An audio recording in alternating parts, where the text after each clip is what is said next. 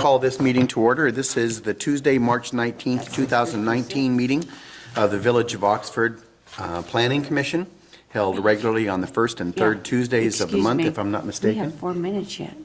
His clock says 7 o'clock, and I'm going by that. Oh, mine says Mine says 6:57. 6:57. Okay. So I hereby call this meeting to order. It's 7 o'clock by this clock, and I'm good enough with that. As always in these meetings, I like to do the first thing is please stand with me, and we'll pay our respects to the flag of the United States of America. I pledge allegiance to the flag of the United States of America and to the republic for which it stands, one nation, under God, indivisible, with liberty and justice for all. Thank you very much. All right. We need to have Terry to be able to call the roll, so I'm sure she'll be here in just a second. Bear with me for a moment. I can call the roll if you like. Actually, I could have my commission secretary Yeah. call the roll as well, but since I have a sitting secretary, I'll defer to that. Ms. Terry, welcome. It's good to have you here. I'm sorry to have called this in advance of your expectation, but Justin's phone said it was 7 o'clock, and so I thought I better get started before Connie throws something at me. So we've gotten through a call to order. We've gotten through our respects to the flag, and so as always, item number 3 is a roll call. If you please call the roll for this evening's meeting. Bama, Here. Curtis, Here. Douglas, Here. Cullen, Yes. Ballard, Here. Pilak, Here. Cook. Here. Good, thank you very much. All right, we have a full attendance tonight, which is very nice to see. Mario, it's nice to have you here. Thank you very much for taking the time to attend this meeting with us. And Joe Midori, it's nice to have you here as well. Thank you very much for your attendance. And Chief, it's nice to see you. Chris, good to have you here. Thank you very much for attending. All right, first off, I would like to consider our agenda for this evening. I would entertain a motion to approve this evening's agenda, which is submitted and before you for your review. So moved. Support. All right, Madam Secretary, I have a motion to approve tonight's agenda and second to that. All those in favor of adopting tonight's agenda signify by saying aye. Aye. Any opposed say nay. Good, thank you very much. We have an approved agenda for this evening's meeting. Now I would like to consider the approval of the minutes from the previous meeting. You will notice that those are attached to your package. That's a meeting dated the 5th of February of this year. Those have been submitted to you for your review, and I would now entertain a motion to accept these minutes as submitted or any corrections if you so choose. So moved. All right, I have a motion. Support. All right, I have several seconds. You can pick one, Madam Secretary. Who wanted to?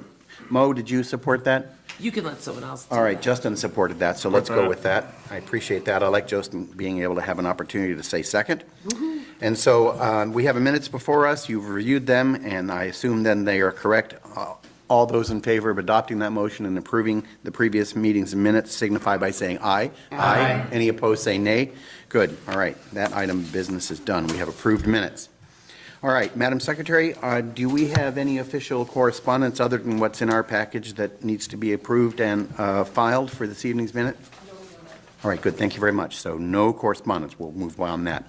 Tonight, we do not have a public hearing address planned, so we will not schedule that for tonight, and we'll step over that one. We do not have any old business for tonight, and so we'll step over that. We do have a number of items under new business. Item A is the sign design review for the Apothecary store at 51 South Washington. Mario, would you please take it away and give us your presentation in regards to that request?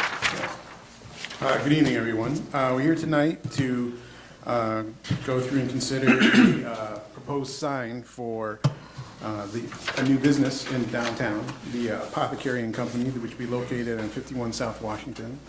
So this would be located just on the south side of the Village Park. One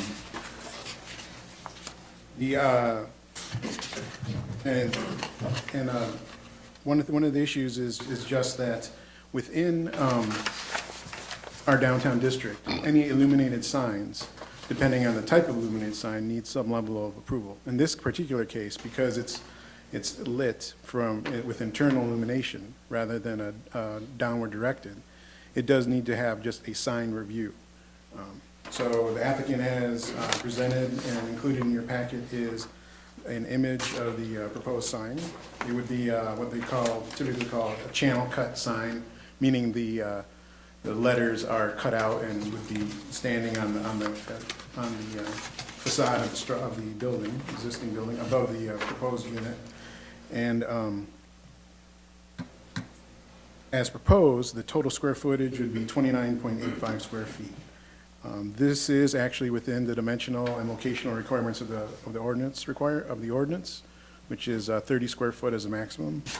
And in the end, the sign review is merely to ensure that, because it's located in the downtown, it's aesthetically pleasing and compatible with the proposed structure.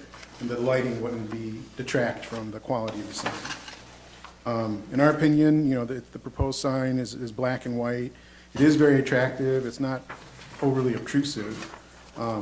It is below the square footage maximum, and will be used to occupy 1.5 units within the structure, which is about 34 lineal feet.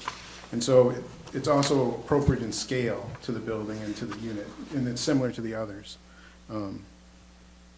And most notably is just the fact that, because it's channel cut letters, if this were a box sign in which there is for lack of a word, a aluminum box placed on the facade of the building, and then a solid plane located on the face of the box with the sign, that would be a little bit, chances for a lot more illumination, because then the lighting is internal, and then the background is get lit. By choosing to go with channel cut letters, the amount of glare and illumination would be minimal, but it will be sufficient enough to light the sign and identify the business. So we would definitely advise the planning commission to grant sign approval for this particular sign. Thank you very much for that, Mario. I see that this is internally LED lit with probably some sort of diffusion layer in there to make sure that you get a nice even lighting on these letters. So I don't expect this sign to be overly bright, probably in keeping with some of the existing lighting or signs that we have on that building already. Mo, you had a comment you'd like to make? Usually when you turn in a sign application, you have to include the other signs on the building. Do you have the dimensions of the other signs on the building? Because we tried very hard the last time, I think it was Remax moved in, and we put a sign on there that they all be standard. And I just don't remember what the standard was. What do you mean by standard, Maureen? They were all being given the same amount, because the whole building, in theory, gets 30 square feet. Well, except for the fact that 7 different businesses in there. So I can't even remember what businesses are in there. There's the Remax, Doctor, the doctor's upstairs, beauty salon. or Regina Salon. They all have the same amount of square footage. And I just don't, for some reason, 30 doesn't seem like the number that they had. Unfortunately, I don't have that information. I would say that based on we're fortunate that it's a 2-story building. And so the amount of square footage for the sign, it gets distributed amongst a larger facade and a larger mass of the wall. And then fortunately, it's a very attractive building and has vertical elements that kind of separate each unit. So that's helpful too. Now specifically, if the planning commission previously wanted to have a maximum on each unit's signage, unfortunately, I don't have that though. Well, see at the end how this building actually goes into like a unit and a half. Right, yeah. That last piece is actually for the upstairs tenant. So I don't know what that second one is from the end. BBG. Because all of that was taken into consideration. Those 2 were supposed to equal 1 because they were kind of half spaces. But I don't remember what they say or what their square footage is. And I just took a drive past there, and I want to say that the blue letters farther from the end say CMG, and then the other sign says Remax. And then I believe CMG is the, for lack of a better word, the franchisee of the Remax brand. I think CMG is the actual real estate business. Because I thought on the on the door signage, it says CMG as well, leading into the Remax office. So that's why I think they kind of utilize both signs for that one business. I could be wrong. It's a quick drive-by. So Murray, the photographs that you're showing us here in the presentation, this is basically shown to us as a scale model, is that correct? Yes, that's correct. So this is really how it'll look on the building? Yes. Okay, thank you. I think this is, frankly, I think it's a very attractive sign. Anybody else? Ms. Leslie? Mario, I have a question about the sign, just for clarification. You describe it as a black and white sign, so the only part that's illuminated are the letters, and the red background component is not illuminated? That's correct. To the best of my knowledge, that is, That's the board that holds the letters. yeah, I have to agree with you on that. based on the cross-section and on the location of the LEDs, yeah, they definitely are within the space that's occupying the letters. If you look on the very last page where it says front LED lit Yeah. LED channel letter, and below that, that's a cross-section, that's like you're looking at the Right? side of the sign. Okay, I just want to make sure. Yeah. And so at night, when it's illuminated, the red color may be obvious because the light may illuminate it enough to show the red, but it's, otherwise it's basically a flat. Yeah, there might be some, stray illumination that would show that part of that red, but to the best of my ability, looking at the way the LEDs are positioned, when you're looking at that cross-section, it doesn't look like they're located behind the red Right. line. Okay. I think it's more, Mario, do we have representatives of the Apothecary and Company here this evening? I do not believe so. Okay, you don't, Rick? In the survey completed, it says mounting, it says raceway, and it's, but the bubble is checked. And over in the other side is color selections, and it says raceway. So basically, to me, the way it reads is that raceway that's actually physically holding the sign Yeah. up to the, would just be color of red. Yeah. And where the lights are the only thing that's or the letters that are the only thing that's illuminated, which would be white. That's the way Yeah, okay. I That's That's how, logical. that's what I thought, but I wanted to be sure. So you'd only see the red in the daytime, and at night it would be almost invisible because of. I would expect that's probably true. I just wanted to say that I appreciated your analysis. I thought it was really thorough of the sign, Mr. Ortega. I think that the sign fits in well with the existing signage that's on that building as well in regard to shape, size, color, and style. I thought it was aesthetically pleasing, it's legible, and I agree with you that it does meet the regulations in the zoning ordinance that you set forth. So I appreciated a good-looking sign right at our park, and I think it does not detract from the architecture of the building, as you mentioned. And so, in general, I thought it was favorable for the village. Commissioners, anything else? Have all the fees been paid? I would certainly assume so. It doesn't show it on the application. They've all been paid? drawn permit for the work they're doing on the inside as well. Okay, good, thank you. The application didn't show that. Could I have Jack, you want to offer a motion for this then? I'll make a motion to approve the 29.85 square foot sign for the business known as Apothecary and Company located at 51 South Washington, Suite D, as presented. Good, okay, thank you very much. Could I have a second on that motion? I'll second that. Do I have any further discussion? All right then, all those in favor of approving the motion that Jack has offered, according to his verbiage, signify by saying aye. Aye. Any opposed, say nay. Good, this sign request has been approved then, thank you very much. All right, without further ado, let's move on to item B then. This is the Village Ridge condominium amendment. And Mario, once again, I'll turn this over to you for making a presentation in regards to this request, if you please.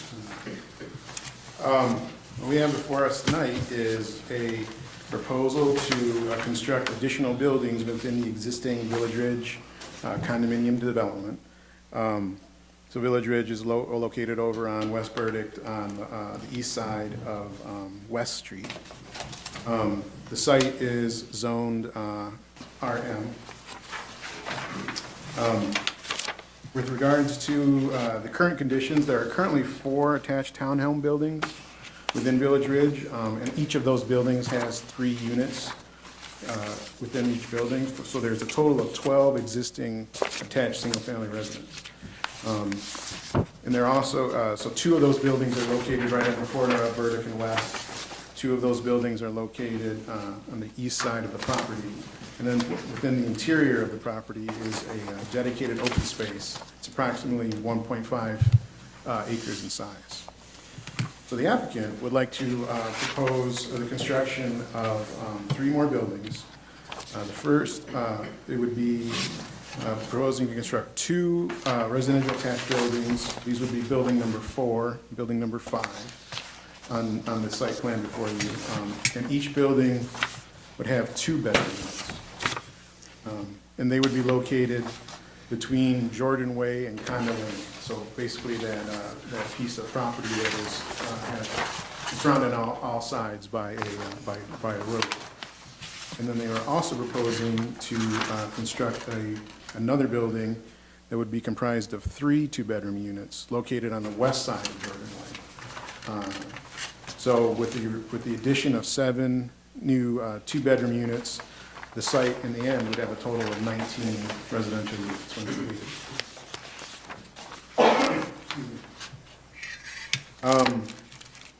So when it comes to a development like this, we just have to go through the ordinance to determine that all regulations with regards to that are currently in place apply, and all the standards are met. Number 1 being whether this use is permitted, and residential, attached residential is permitted by right in the RM district, and it meets that standard. With regards to dimensional requirements, we have setback requirements for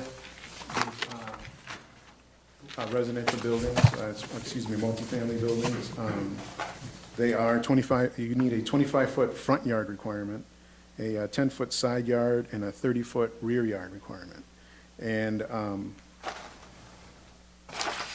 one thing I think to note is that while this is a condominium property, and while some of the submitted information does show that the limited common elements of the units follow the building footprint, the way the zoning ordinance definitions indicate, the setbacks are measured from the end of the roadway. So so even though it's in part of a condominium, this is just like measured like in a standard platted subdivision or in a regular neighborhood. The setbacks are measured from the end of the road surface and at the curb of the road, between the road and the property. So for that reason, when measured, the table on page 2 indicates the provided setback for each of the buildings, building 3, building 4, and building 5, and whether the provided setbacks meet our current standard requirements. And as you can see, building 3 does not meet any of our standard requirements. Building 4, the side yard setback is met, however, the front yard is not. And similarly for building 5, the side yard setback is met, but the front and rear is not. So the options are for the building locations to be modified to try to meet the setback requirements, or for the applicant to apply for and receive variance as part of the approval process. So at some point in time when the planning commission does want to, if the planning commission does want to grant approval, we would recommend it be contingent upon the applicant receiving variances if they aren't proposing any change in the footprint location. From the ZBA. From the ZBA, correct. Yes, the ZBA would be, they would have to apply for the setback variances from the ZBA, receive approval. And that's something that can run concurrent if they so choose, but it'd be up to the applicant if they wanted to consider modifying the building locations. However, I would note, it is a very tight site. There might be some ways in which they could minimize it, but the requested setback, or requested variances, but it would be very tough. They would probably most likely have to adjust the proposed floor plan to get closer to our standards. When it comes to other dimensional standards, the building height within the district is 25 feet as a maximum, or 2 stories. However, there were no elevations provided, so we would need to have our elevations provided to indicate, and these elevations have to be labeled to make sure that we can confirm the height maximums are met. For residential developments that are still our off-street parking requirement standards, these are listed in Article 7 of the zoning ordinance. And for multifamily developments, you have to have 1.5 spaces for every dwelling unit, but with 2 or fewer bedrooms. Plus, we want to have some visitor parking, so there's a 0.2 visitor space per dwelling unit required. When you calculate out the existing and proposed units, just a step back.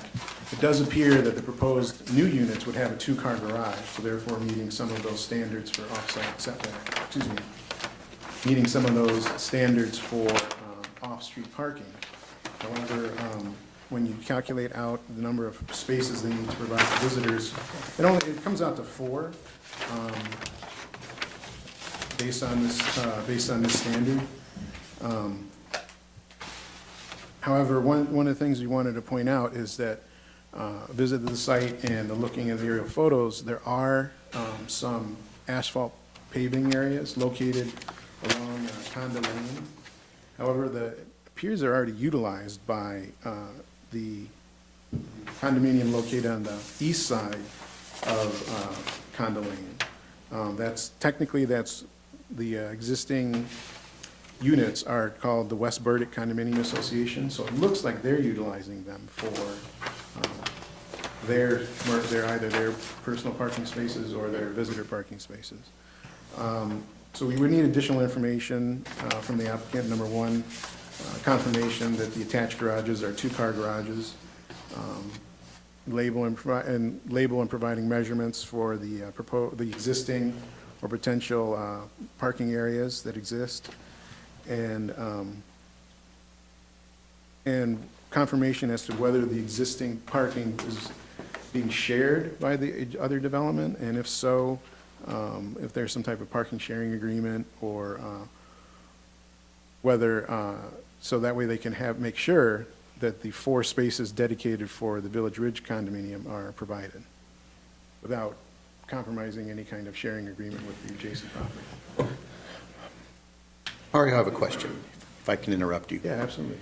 I don't know if there are representatives from Bella Yep. here this evening. I guess I'm kind of curious about what exactly the intention is here. I mean, I understand that they're attempting to move forward with a additional development to property that they are responsible for or own, or however that might be. Apparently Brenda's involved in this as well. It strikes me that there are a number of things here in regards to the plan that they have submitted that is either not in compliance or not complete. So is the intention here just to familiarize ourselves with this intention, or are they at the point where they're asking for permission for an approval? Well, at this point, given the amount of Only because it outstanding strikes me items- this is not complete. There's a lot of information that's missing, and, I appreciate the fact that we're getting exposed to this now, and it's nice to see that this is, certainly somebody's intending to put this into the works. But in terms of an approval for this, it strikes me that they're not ready, unless there's more information that needs to be submitted. There's definitely more information that needs to be submitted. I wanted to bring this to you mainly to go through the process and go through the site plan with the applicant, and for you to provide them any kind of direction they might require with regard to some of these issues. All right, go ahead. Please continue then. And once again, and just really quickly, you are correct that there is additional information that's required for landscaping plan, and that's really the issue. I was looking for some additional information or direction from the Planning Commission, is the fact that the landscaping ordinance, there isn't an extensive amount of requirement for a residential development. However, there are some existing trees located that would be removed as a result of the proposed construction of two of the buildings. And so we would be looking to see if the Planning Commission would want to see those trees replaced in some way. To me, it looks like those trees were provided as a form of screen between the 2 residential developments. And if that's the case, to the level and extent of which you'd like to see any kind of screening at all between these two developments, based on your preference for that. And you are right, as we move forward, architecture, it does need to be reviewed. Without having any elevations, we can't really provide to ensure they're compatible with the existing multifamily structure, so we'd need to see that. And then whether they have any proposed exterior lighting. That's something we haven't gone over as a body, so I wasn't sure what your feelings are with regards to exterior lighting within multifamily developments, mainly because it basically feels like a single family. Sometimes these units are called attached single-family townhomes, rather than any kind of multifamily like apartment type feature, or excuse me, development. So I was curious about your opinion on that, whether you would want to see any kind of lighting on the site. Most likely, if there were any to be, then there would be in the visitor parking areas. And then finally, what additional information we would need would be the master deed and bylaws, because that's something that's part of the view.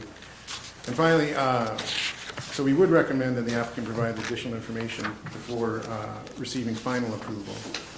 And actually, usually with these type of developments, there is sometimes a preliminary and a final review step. So that's probably another reason why I chose to bring it to you tonight, so you can look at this initially and provide your feedback for that. All right, thank you, Mario. As always, I appreciate completely the thoroughness of your analysis, and I also appreciate your recommendations as well. My fellow commissioners, I'll be happy to entertain discussion in this regards. I am not looking for a motion necessarily. No. I have a question. Yes, sir, please go ahead, Jack. There are no sidewalks in this development. Is that a fact? I don't see a sidewalk on any one of these, so everybody's. Ask Mario. Ask Mario. Please don't address yet. Don't address, He can please. come up. He can Okay, come up. please, if you're going to address, please come up to the podium. Sure. I would like to have your name and your address, please, if you'd be so kind, and address your comments to the commission. My name's Dominic Torres. Thank you, Dominic. 206 Howland Pines Drive, Oxford, Michigan. To address the parking, each dwelling has 4 spaces. He said it needs 1.5. There's 2 in the garage and 2 in the driveway. This is an existing development that was approved in the past. We never had to have a zoning ordinance for the setbacks. I would like to discuss that further. I was just talking with Joe here about the previous approval, but do you know how long ago the original was approved? Mo might know. Yeah, It was that part of it. approximate- We used to deal with it all the time. But still, it was about 2004. Something. John Kraus came in, Yeah. did Ashley Way, did Jordan Way. There's a ton of variances because there's all kinds of sewer lines running through the property, and they had to put the road in, and it's narrower without an exit at the end, and so there's a lot of stuff in the basement of variances on this site that I think probably needs to be brought up before we go any further. Because I think there's sidewalks at the Ashley site. I don't know if there's sidewalks at the Jordan site, because Ashley's been done forever. So I really think we just have to go to the basement and get the old stuff out. There's a master deed down there. I don't know when they expire. But all of that went through the planning commission and the zoning board of appeals. Right, and it's all approved. So I would think that would still be relevant with this development. Well, the site plan, the site plan wouldn't necessarily, because typically, when it comes to site plan approval and the ordinance, it says the site plans do expire after a certain amount of time. Usually, it's about 5 years. And then when it comes to the state condominium law, after 10 years, those approvals typically go, the state condominium law states that after 10 years, any approvals expire. However, obviously, the documents exist and they are in full effect, and that's why this is an amendment to those existing condo docs. Now, the thing that definitely runs with the land and stays forever is the variances. So, yeah, knowing that there could be variances, we would definitely see if any were granted dimensionally, and if those were the case, then you're right, they would be in full effect and you wouldn't need to get any additional ones because they run with the land. But if they don't exist, then it would be, we would have to apply our current standards to it. Because chances are, back then, you might not have had these kind of specific setbacks or condominiums, and that might have been the case. It's or- only been 15 years. It's not like it's the dark ages. No, but, just as a side note. Right. When things come up from, the recession, so it takes a very long time to pull that stuff out and trying to figure out what's happened. And I've had to do that in some communities because the various states of developments that they were left in caused an issue. But I don't think that's the case here. I think it probably would just be the idea of checking the existing variances, because they do run with the land. They're forever. So that would be one thing. But if variances were never granted for the setbacks, then we might have to look into that. The good thing about this particular site, when you apply the variances, chances are the building envelope would be very minimal. So that would be something that would be, not to get into it, but in terms of variances, that would be considered a hardship, or if the building envelopes weren't large enough, based on our current standards. So, In regards to the elevations, they would match identical to the existing dwellings also. Landscaping, fascias and siding and driveways too would be all the same, concrete. Planning on 2 or 3 bedrooms each unit. In the island would be two two-unit structures, and then to the west would be a 3-unit structure. And that would match the 2 existing units.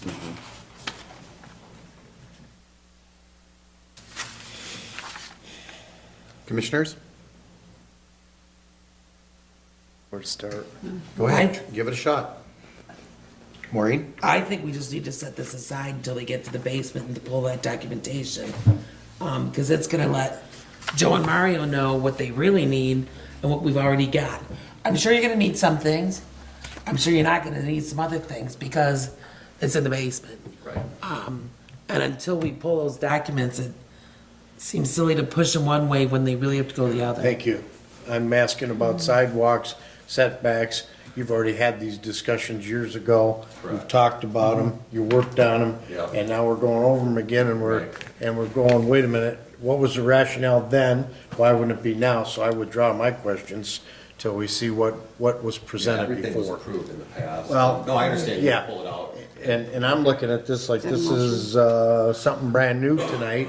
And I'm going, if this is an amendment, you got people walking on the sidewalk or on the street, you're only 17 feet from the house to the street, you can't fit a car there, and if this was all washed before, there was a reason or a logic behind it, I would suggest digging that logic out before you start applying 2019 to it by just Yeah. going over it. It'd be unfair to you and unfair to us. Joe, does this seem like something that we can do? We have an archive that we can dig into and find previous work that was done on this? I would believe so. I think I've seen some of these, looked at the paper already, I think I've got some different pages.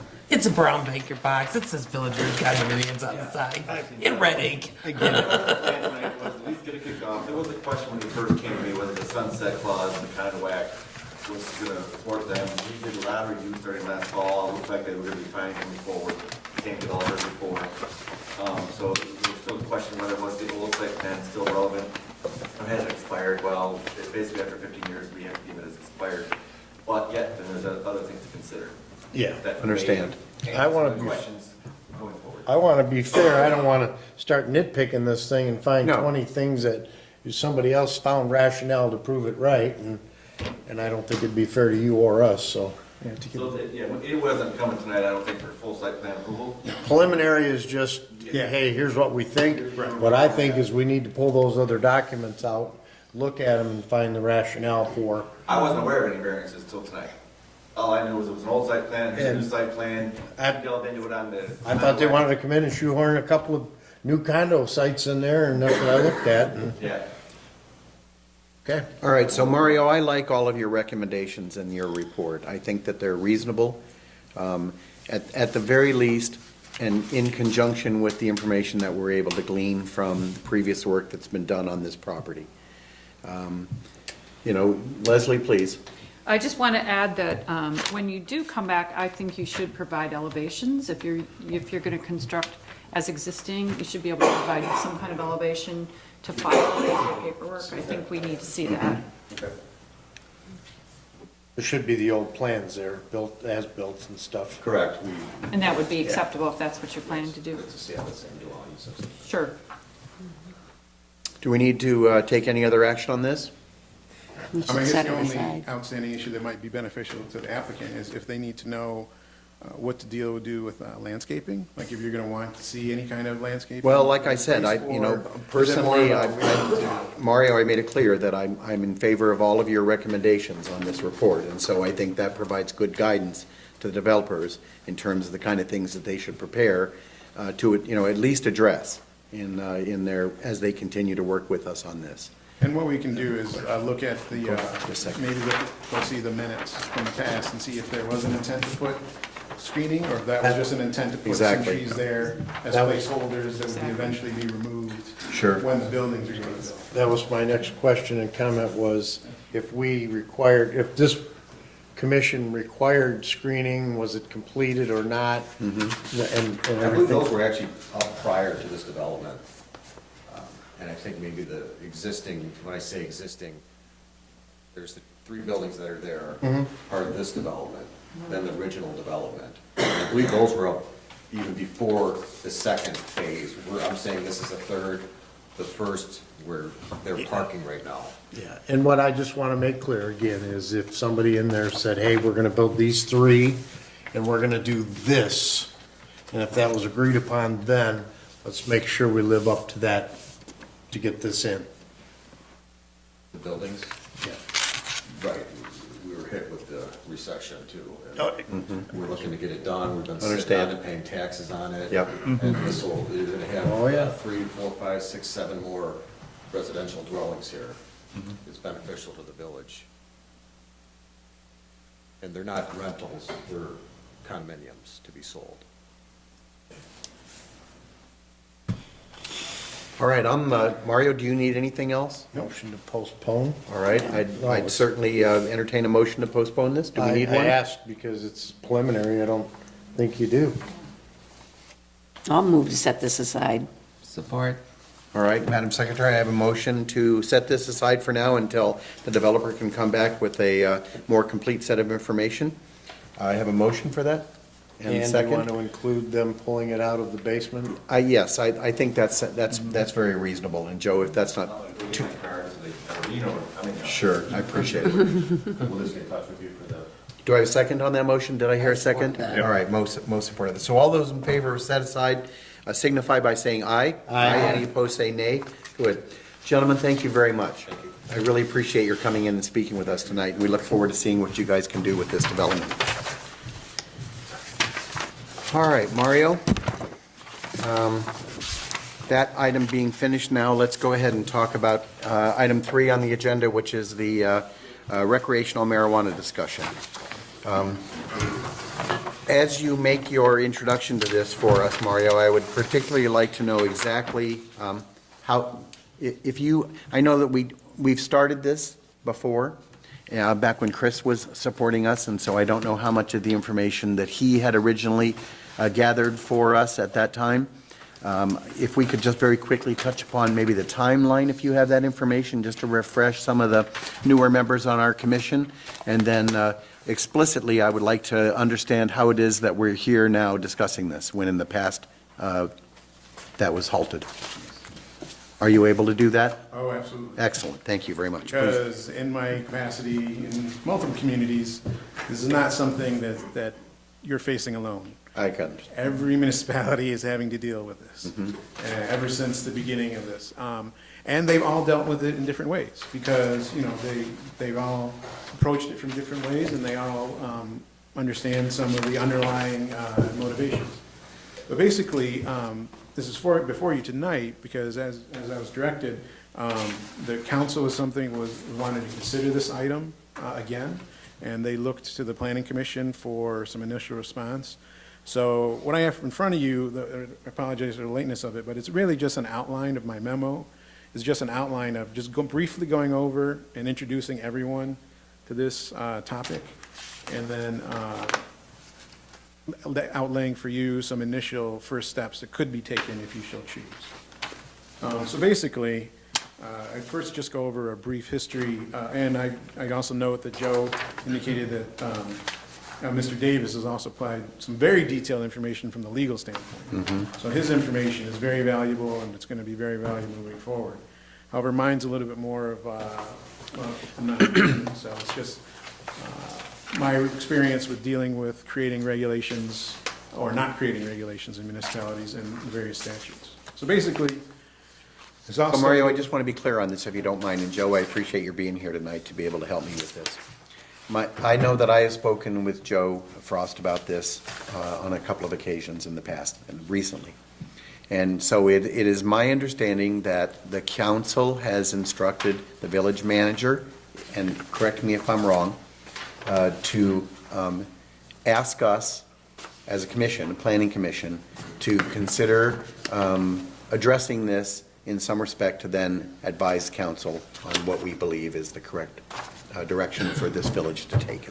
Is that correct? I believe that's correct. Is that correct? That's how that worked, because the reason I asked that is that Joe did not tell me specifically with instructions, this is what I want you to do. So I'm just making sure that I understand the chain of command here and to where these instructions are coming from. I believe in a sense, and I don't know, kind of if I need to move or not, let me know. Yeah, please, if you'll be kind enough, step up to the podium and state your name and address and the role you play in this Augusta body. Okay, yes, Joe Medora, village manager. The council has discussed this a couple different times. They're leaning towards perhaps finding a way to allow certain portions of the licenses that maybe come forth from the state to be somewhere in the village. Village council hasn't definitively said yes or no. They've said, well, let's kind of sort of the planning commission, and I understand from what I gather, see what they would like to see with it, like for a zoning area or zoning ordinance. The whole idea of how that would come about has yet to be determined from like Bob Davis. How would you decide on numbers? How would you go through the process of choosing any of those licensees, license holders that may come and apply to the state? I've given the maps that show the 1,000-foot setback from the two K through 12 buildings that have those activities. That would be restricted zones. And as you probably saw in your right up there from Mr. Davis, any zoning area that's exclusively residential is excluded as well. So your R1 residential or your RM, the multifamily, all of those are off limits also. But still leaves you other areas, the industrial, the C1, C2. Or retail. Yeah, well, there's multiple licenses in there. Yeah, there's And 4. Where they go, if you don't decide, they may be able to go anywhere that's not excluded. That's something I have to lean on Mario for. If the council decides, yes, we want to do this, and yes, 1 or 2 or all 6 of those licenses are permissible in the village based on what you guys come up with as a zoning area and ordinance and restrictions, then that, yes, is yet to be determined. I think they haven't really determined the exact end where they want to be either. Okay? That's kind of it. All right, thank you very much. Because in my tenure here on this commission, I remember that some time ago, we were asked by the council to consider drafting a set of ordinances with the expectation that eventually Michigan would have a vote on legalizing marijuana in this state. And to be proactive, they asked us to consider that action back when Chris Corey was our planner from McKenna. And we started that action, and Chris had taken some good research steps in bringing together for us some draft ordinances that other communities had put in place that we could use as sort of a guideline, if you will. And we got started with that, and we started working on it, and before we could really get, 3 feet up in the air, from what I remember, without any judgment on this at all, the council pulled the rug out from underneath us and drew a halt to it and voted on it and said, no, we're not going to have any in the village of Oxford. That was a previous council. Now we have a new council with maybe a different bent. We also have a vote in the state of Michigan where this has now become the law of the land. And Michigan is allowing not only medical but recreational eventually, and I know that they're working on a number of the ordinances, I guess, that come down from that on a state level.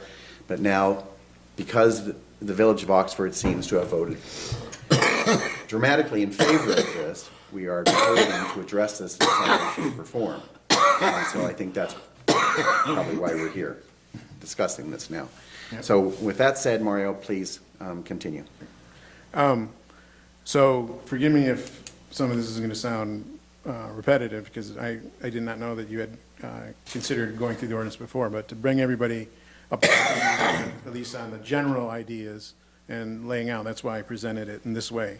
And it's mainly just to frame our discussion for tonight, because as you probably from past experience, or you can imagine, this could spiral into a large amount of activity.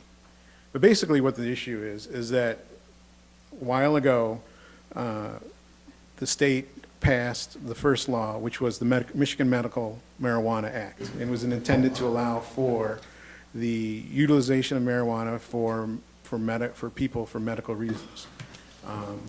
It created a process in which someone can become a registered patient, so that way they could go to their doctor, get a card, and then have marijuana as a legal medicine.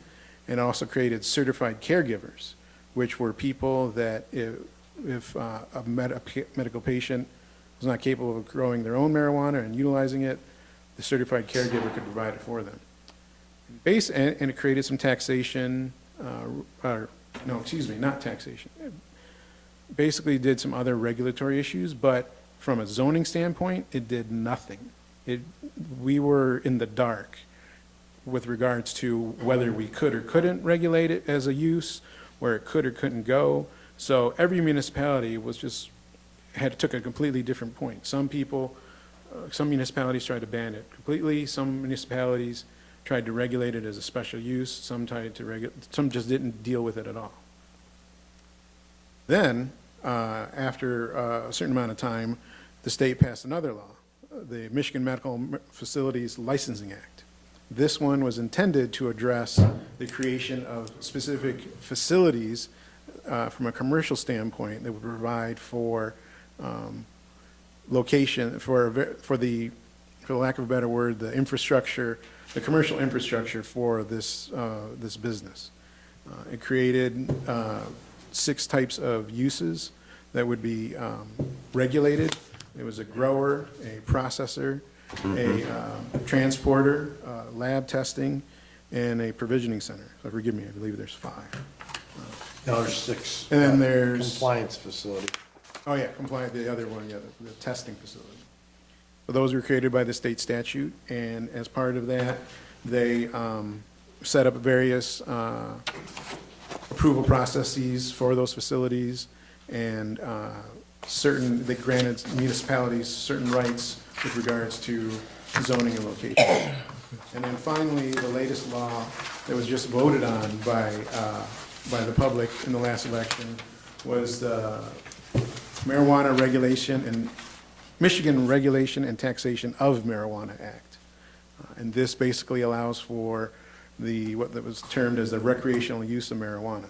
And it also went in and allowed for, created different types of facilities and is setting up the structure. So those are the 3 laws that we're having to deal with. Jumping down to point 2, for medical marijuana, they created Bureau of Medical Marijuana Regulation. They were the ones that would review an applicant for creating facilities. And as part of that process, as part of the state approval process, a municipality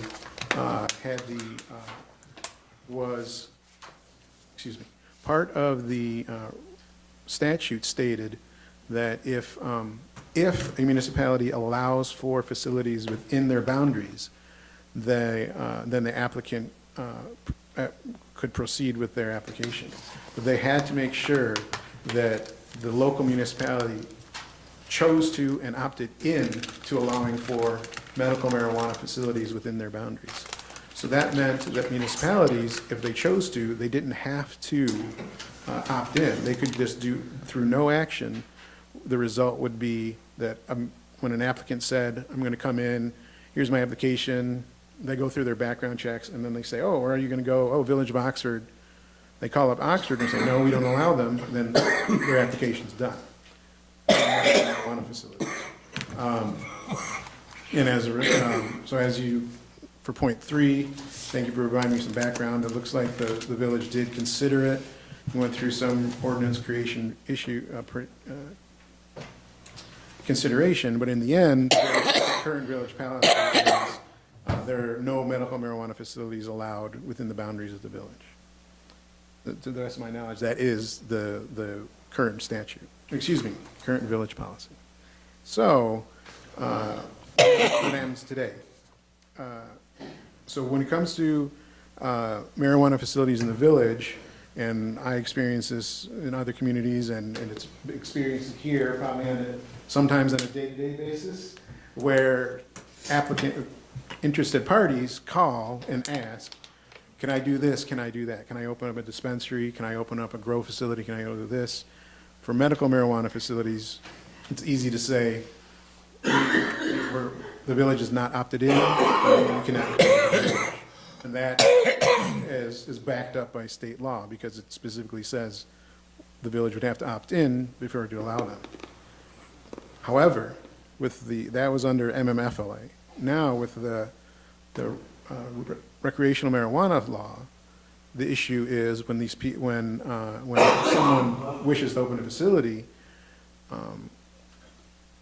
that law was different, because you have to the municipality has to make a choice and opt in or opt out. Because that's specifically what it says in the state statute. You have to make a choice one way or the other. If you don't make a choice, that is kind of unclear. We're in this phase that happened similarly to the MMFLA issue, in that for medical, in that first year, the state is taking 1 year to create the infrastructure, to create the state level approval processes and the boards and everything to get applicants through and approved and going. So we're not sure what could happen with them. So right now, when we're discussing, whether someone can open up a recreational marijuana dispensary, the village chose to do nothing, it's, once again, it's not up in the air. I mean, it's unclear as to what could happen. There's no real protections for or against. There's no protections of, if the village wants to have it, can we regulate it in such a way that we regulate other uses? Or if we can't, or if they do not want it, if they can be officially restricted and not be located in the village. As a planner and under zoning law, I believe we do have a thin layer of protection, in that recreational marijuana facilities are not listed as a use in any zoning district. It's similar, now, it might seem that, oh, it's just a retail use, or they might come and say, oh, you can interpret it as a retail use or this. Well, I would say it's similar to if someone said, I would like to install a nuclear plant in the village. Well, we didn't list it specifically as not being included or being included, but it's definitely not allowed in our industrial district. From a planning standpoint, I think that would provide us some level of protection as we move forward. Would it stand up in court? That, I'm not an attorney, and I would venture to guess that. No, I would venture to say that it would not. There would be a lot of challenges to something Right, that thin. yeah. So that's the thin layer of protection that currently exists.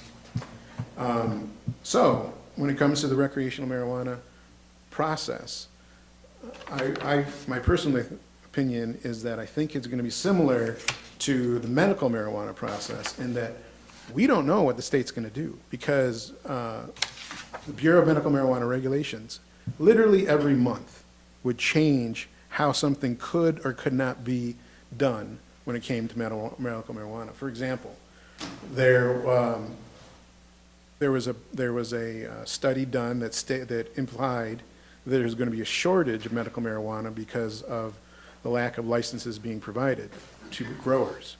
And so the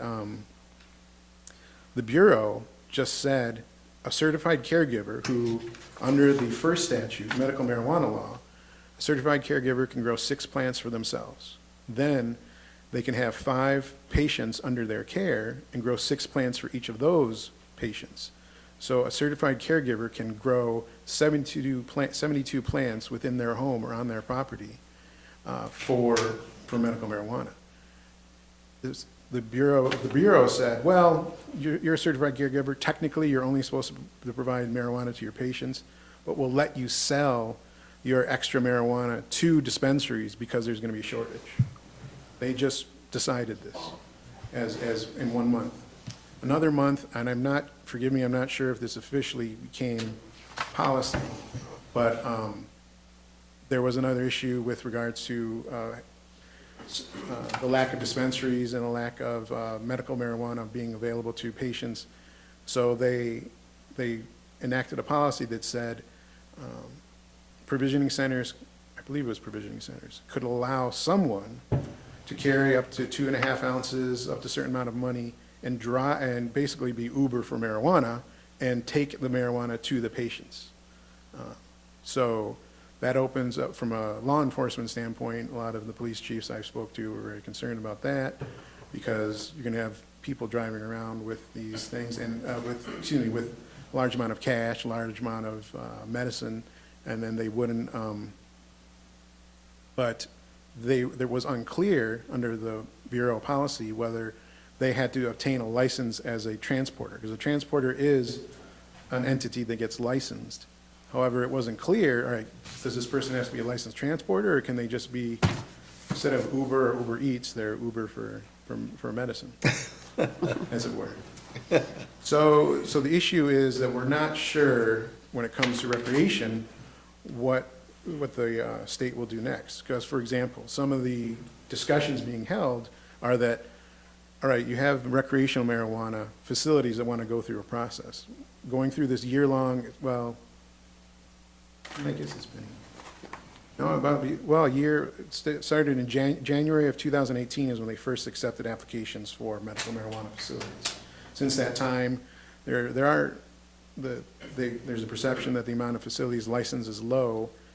And so, there's an idea that maybe they'll allow licensed medical marijuana facilities to just automatically become recreational facilities. And then suddenly they could allow existing dispensaries to become recreational dispensaries. So instead of them being for patients, they'd be for everyone. So that's an option. But we don't know, because they're crafting that law right now. So that's the current state of the situation. And as we've just discussed, the council has brought this up again. They'd like to consider it. They brought it in front of you because technically that is the way it should be done. Because the council has a lot on their plate, and they have a lot of issues. They can allow certain, some committees or established bodies to deal with issues. So this is a perfect issue for the planning commission in terms of standard, excuse me, not a standard, but a thorough way to address the issue would be through zoning regulation. Because if these uses were to come into the village, we'd have to establish locational requirements and then other types of site requirements to make sure that the site would function effectively for both the customers and for the adjacent properties. However, when it comes to planning commission, and now you guys might provide me some input on what's happened in the past, you can go in a various amount of ways. The first thing that can impact you one way or another in terms of the issue is public input. You have a lot of public input, you have a little, not limited public input, but you have active events trying to go out and talk to all citizens. You go through the statutory approved normal process of having public meetings where you have discussions, and then having a public hearing where everyone, it's notified in the paper, and everyone has an opportunity to consider an ordinance. Obviously, any ordinance you do, in the end, would be a recommendation to the council when it comes to this process. But then also, then eventually we're going to get down into, if we go through with this, we'll get down to the nitty gritty of, you know, the location, where's the appropriate zoning district, where's the appropriate location, what type of facilities, out of the 6 type of facilities, what type would we want in the village? And the approval process for the village, do we want it to be really extensive? I've seen some communities try and establish a lot of background information. Technically, the state is doing that. The state process has a very extensive background process. So usually, the most appropriate level right now is to say an applicant obviously has to have a state license prior to establishment of their use in the village. So those are just some of the issues that you could talk about. So in the end, is with our previous experience with our ordinances and with, probably with what happened last time, this does take time. It's gonna take time to do this, even consider what would go through. So, you know, you have some initial options. Number one, you could ask for further direction from the council. Maybe if you had, maybe provide them with some questions, and then, so that way you could have a guide as to how you want to proceed if they want, since they're going to be enacting the policy. There's also the possibility, I've seen many communities where they establish either a prohibition on applications, or usually it's a moratorium. So that way, it does a service to the applicants, where you let them know, all right, we have a moratorium of 90 days, 180 days. At the end of 180 days, our ordinance will be in place.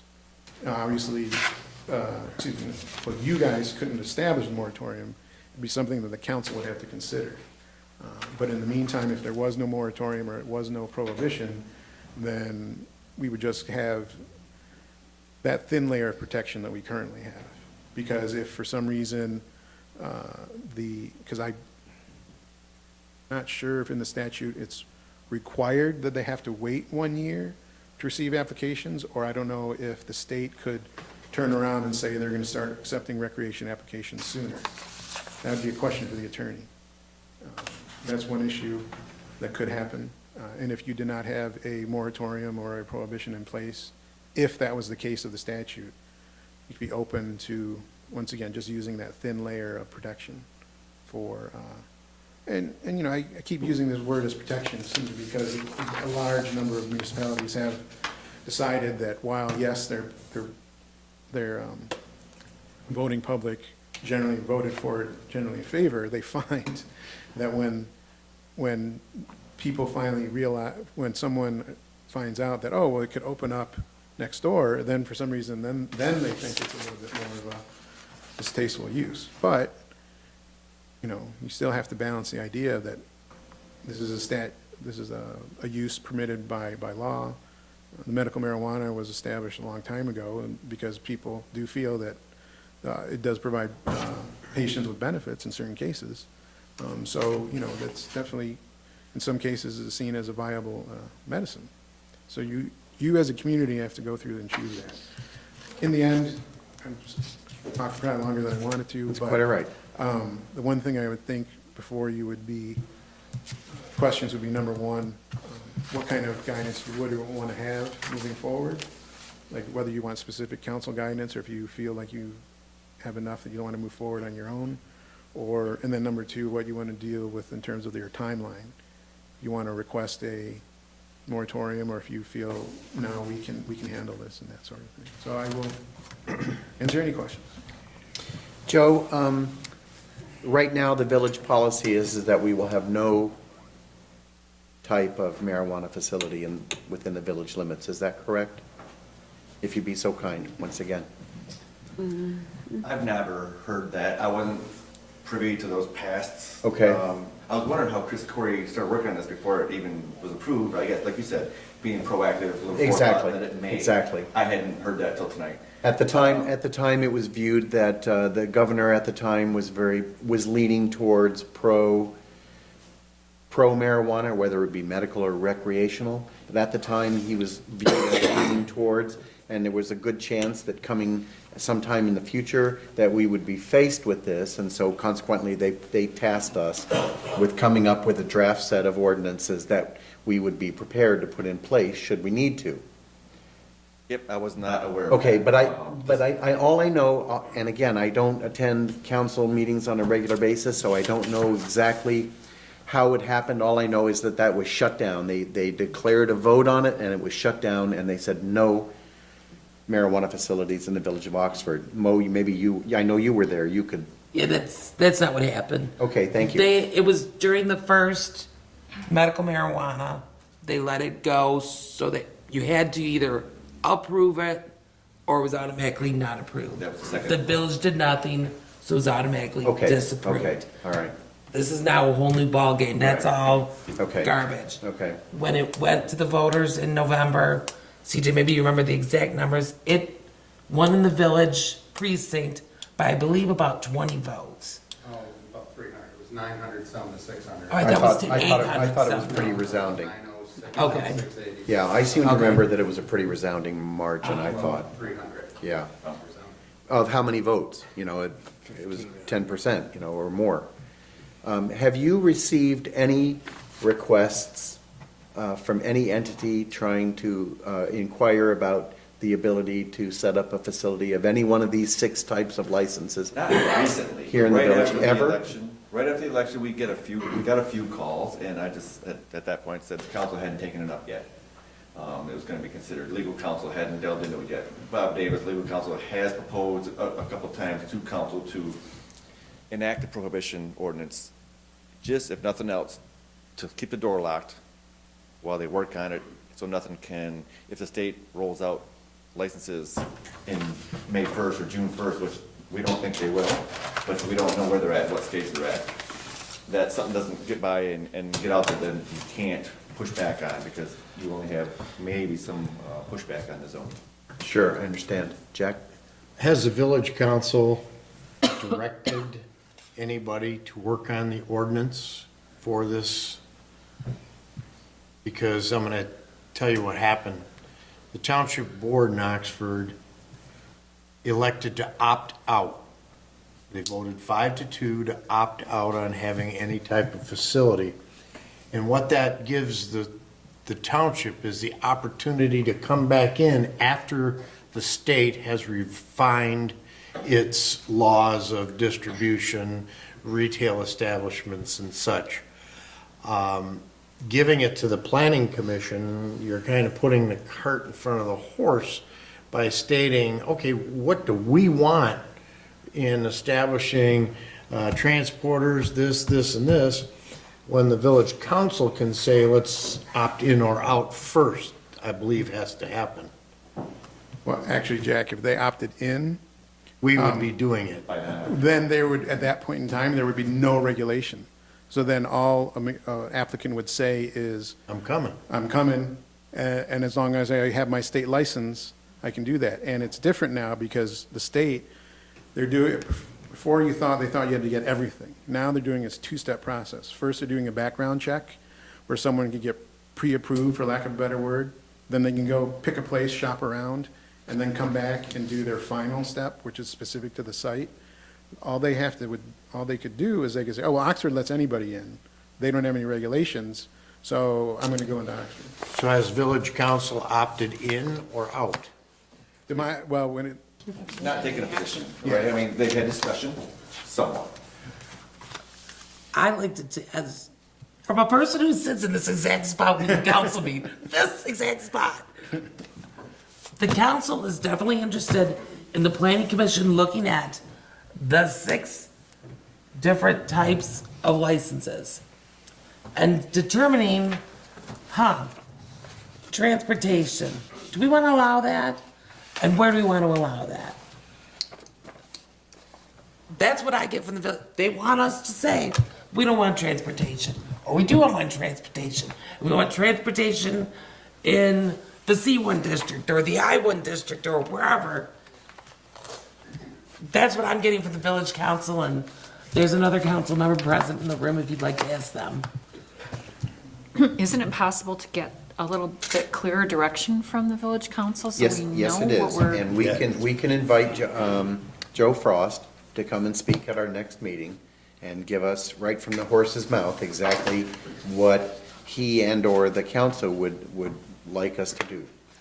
I guess I don't want to write a book and no one's going to read it. That's what I'm going after here. Sure. We're And going I to make under- all kinds of ordinances up and all of a sudden they opt out. Well, we've done all this work and we don't have the ordinance. so Well, it's but that's not allowed. always a risk, Jack, and. It you is, know, That's but- always a risk for the work that we do, just because we go to the effort of creating these ordinances doesn't mean the council's obligated to adopt them. I avoid risk, Gary. I understand. I avoid risk. I know. If I'm told to do something, we do something as a commission.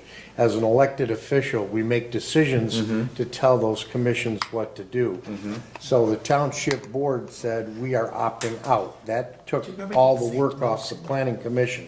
Okay? Katie made it. So here, this planning commission's gonna meet again and at nauseum go over 6 different modes of transportation, which currently are being done today under your nose and blatantly being done. And yet, we're gonna end up back at village council and they'll say, oh, well, we don't really want a distribution center. We don't want anybody transporting. We don't want anybody, it's cart horse. What do you want? Your voters want it. Does the village council want it? Please, Leslie. Mario, you mentioned the option that some municipalities have adopted a prohibition ordinance. And you also talked about moratoria being declared. Those are two different things, though. Correct. Yeah. Because a moratorium is, we will be adopting an ordinance, we're working on it.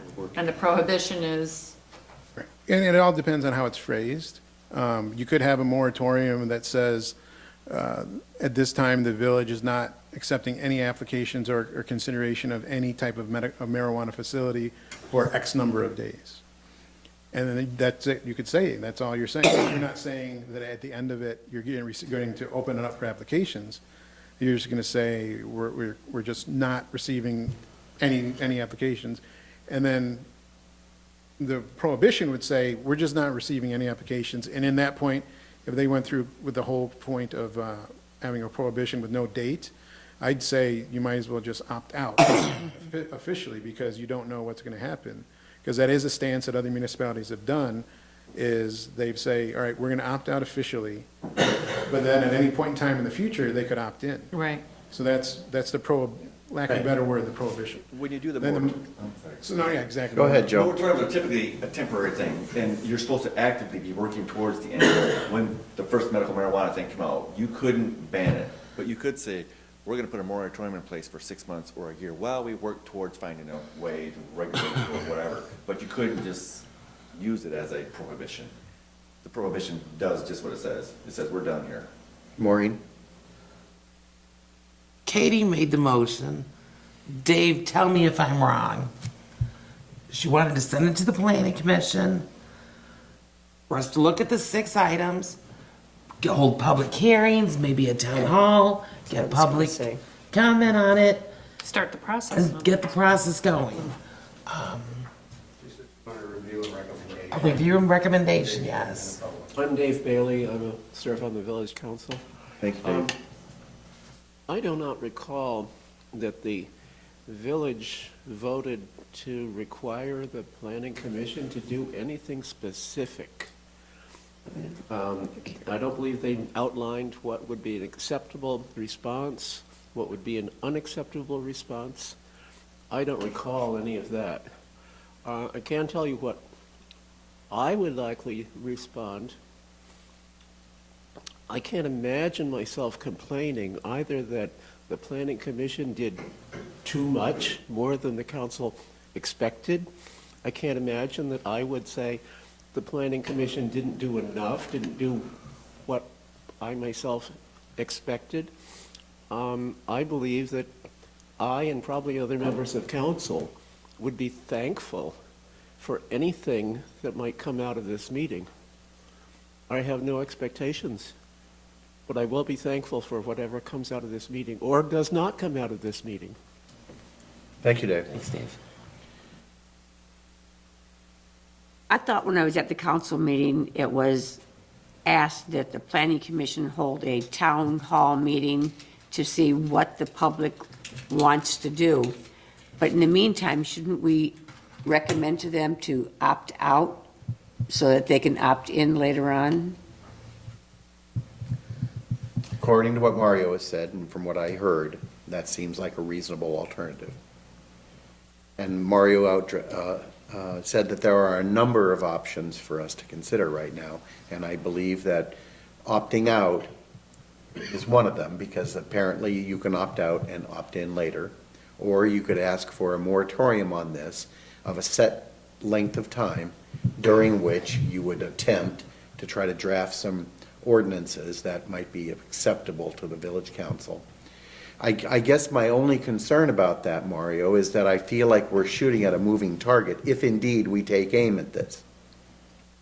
I think that's a part of Jack's concern, perhaps. Also, I think Jack's concern is that the council would pull the rug out from underneath us and say, okay, well, you guys did all this work, but we're not going to do this.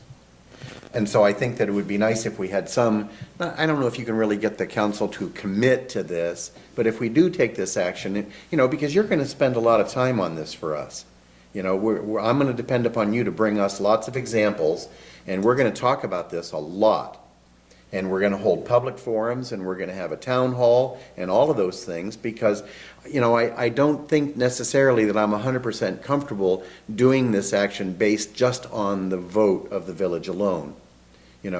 I think somebody, I don't remember who said it, but made a very valid point, is, well, theoretically, this is a really good idea, and I'm going to vote for it until I find out that somebody next door is opening up a facility. Because that becomes the reality of it, is that, you're likely to have somebody right here on 24 want to open up a pipe shop. And they're going to request a license to be able to deal, essentially, and, legally. Well, if you happen to live next door to that, is that what you want in your community? So, yeah, I think it would behoove us to get as much input. Frankly, I'd be thrilled by the opportunity to have people come in here and debate lively. I'd look forward to that. Certainly, I want to do that without taking unilateral action, because the last thing I want to do is be vilified in this village for doing something that everybody hates. Kelsey has a question. Kelsey, please. Sure, I just wanted to make sure that I have the same understanding as far as what the law says. So, what I read it is, so it's purely opt-out, or make an ordinance that limits it. If you don't do one of those two things, then you're in.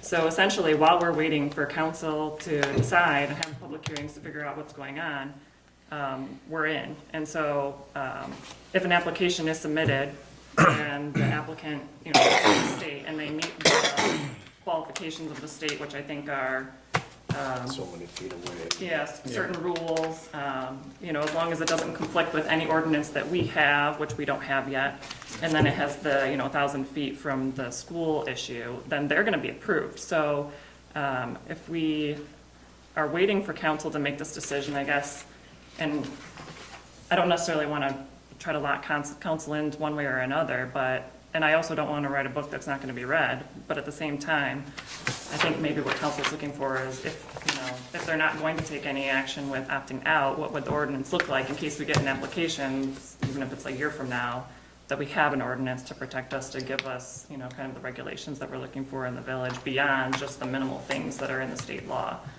So, I also think if we are gonna have public hearings and stuff of that nature, it'd be good for us to have the recommendations, kind of do that more towards our end of our analysis, so have, be able to take a look at other ordinances and examples of what other communities are doing, have our debate of the commissioners as to what we're kind of thinking, and so that way we at least provide some guidance for a public forum and question, rather than just having people come in and start,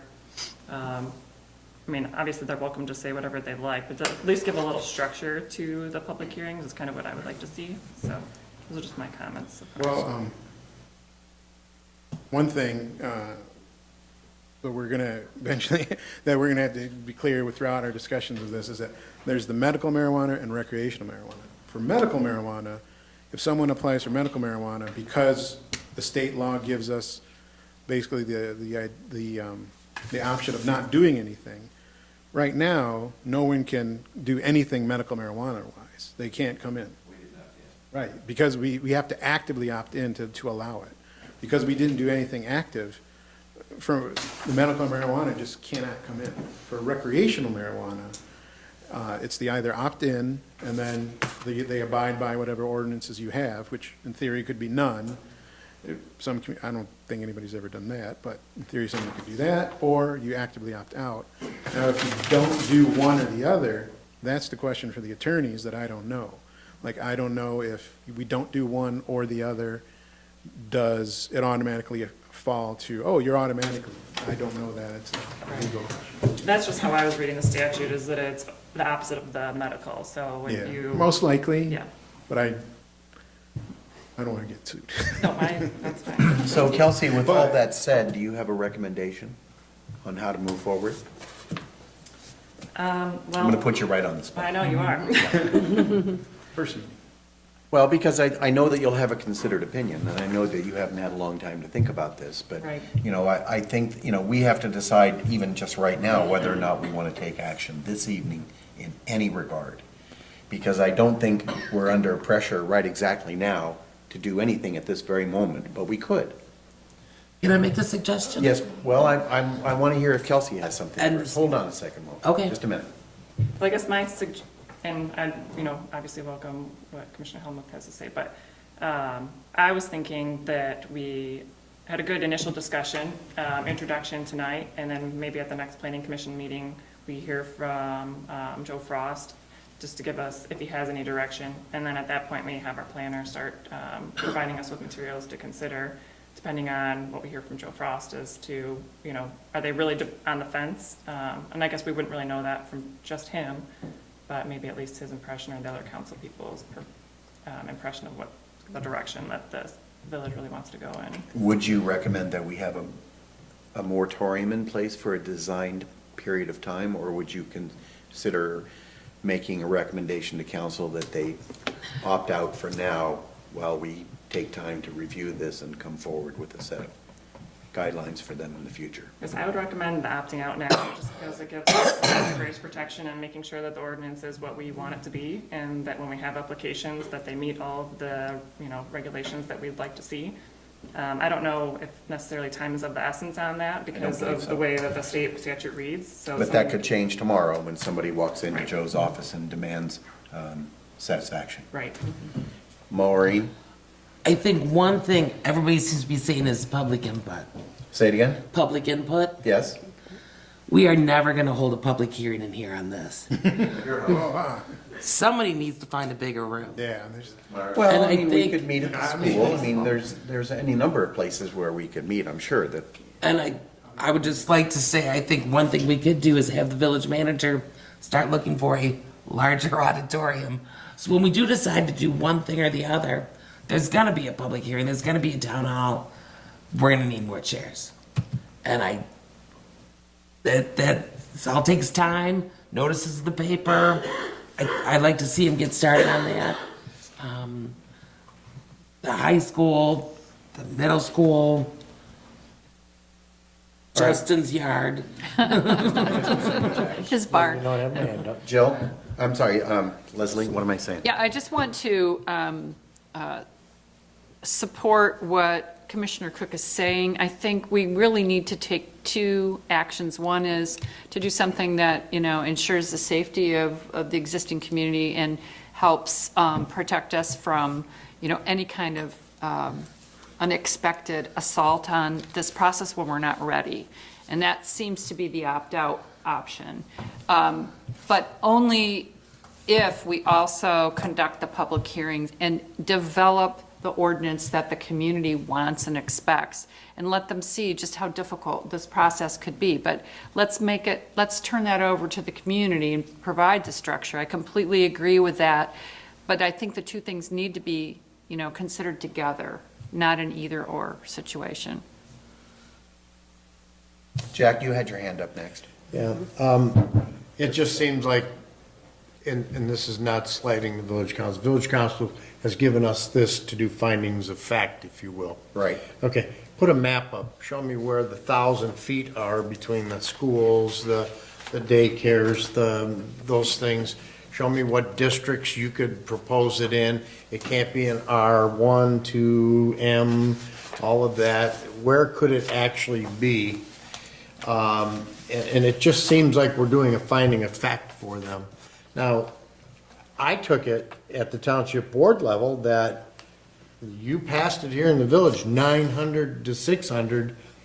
Seems to me somebody wants it, and if that's what the voters want, the village council should have directed to the planning commission, hey, look, the village council says, you guys have this, put us up an ordinance for it.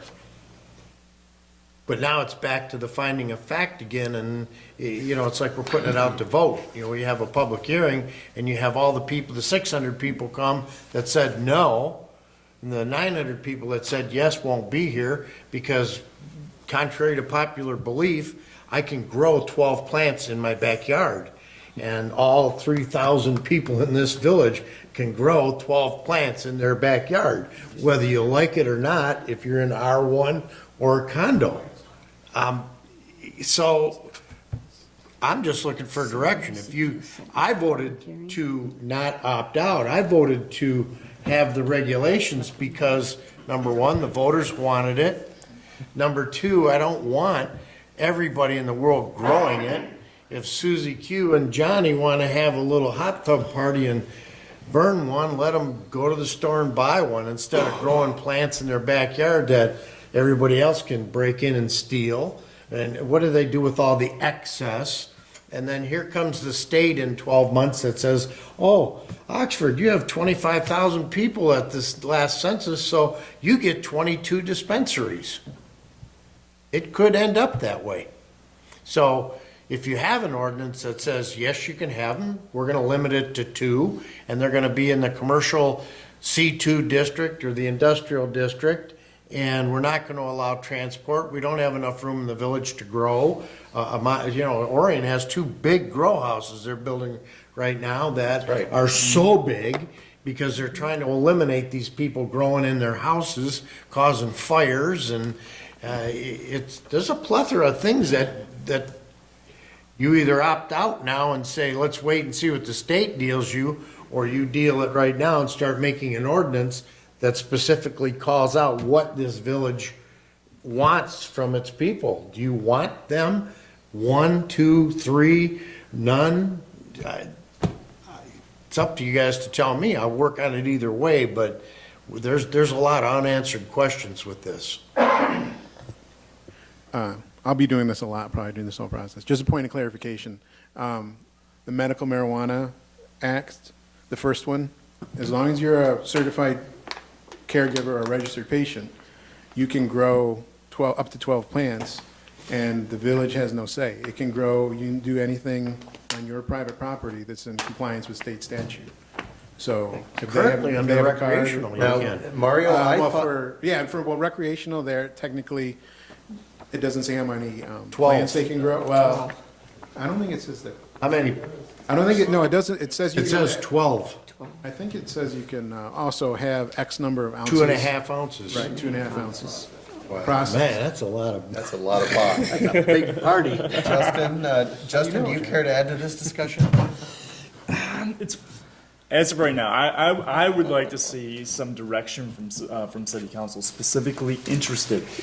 Let me start by first saying, maybe to decide if there should be a moratorium in the very beginning, and then direction specifically from city council, or excuse me, village council. Council, just yes, yes, we would like to move forward with this, or no, we're not going to want us to move forward. I would like some very specific, yes, we do want to, or no, we don't want to. That's what I would like to do, so that we can actually not talk about it anymore, and we can do something about it. So it's either we're going to do it or we're not going to do it. Is my personal belief. So but let's put a moratorium on it for right this minute, but have a deadline in which council says yes, we're going to move forward, or no, we're not going to move forward. And then we can either do whatever we need to do from there. Jack, yeah, this commission does not state they're opting out. This commission, No, we could only make a recommendation to council that they Recommendation take to that council action. to opt out. We could do that. We could make a recommendation initially. I I would urge us to wait on that until I'm going to call Joe tonight and ask him to come to our next commission meeting and give us a formal presentation. Because I think that given the weight of this issue, we should be formally instructed by council to take this action. And any guidance that he could give us in that regard would be helpful. And then at that point, perhaps we could take the action of one of two things: state a moratorium for a fixed period of time, which would allow us to, Mario, draft some ordinances in accordance with the wishes of the council, and/or we could opt out with the intention that we would opt in later. My only concern about that is that people aren't really going to understand that. You know, just a second, Joe, I appreciate it. Step up and I'll let you speak in a minute. I kind of like that idea because it's sort of an official way of saying, as soon as we're ready, we're going to come back, right? And it's less pressure on us to say, okay, you've got a moratorium for 6 months, now hurry and get this stuff done, right? My concern is if we opt out, it will be misconstrued, and people won't understand what that means because they won't understand that we can opt out and come back and opt in again. So that would be my concern about doing that. But I think that from tonight, I would counsel us that we wait until Joe has spoken to us and given us further guidance if he chooses to do so, and then when we meet next time, we can make determination whether we want to issue a moratorium for a period of time, whether it be 6 months, 9 months, whatever it may be, a year, whatever you feel is necessary to create this, or then we also opt out at that point, or I shouldn't say also, but we opt out at that point with the intention that if we so desire, we can opt back in later on. Joe?